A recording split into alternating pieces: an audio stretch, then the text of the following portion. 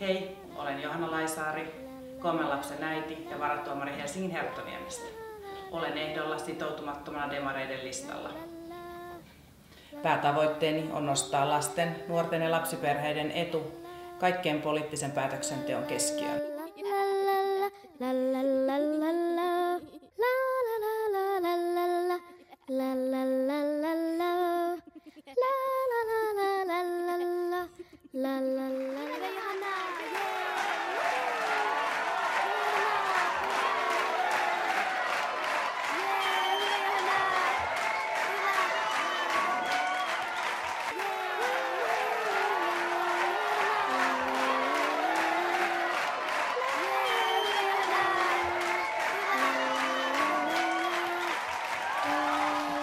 Olen käytettävissä lasten, nuorten ja lapsiperheiden puolesta puhujana kevään vaaleissa.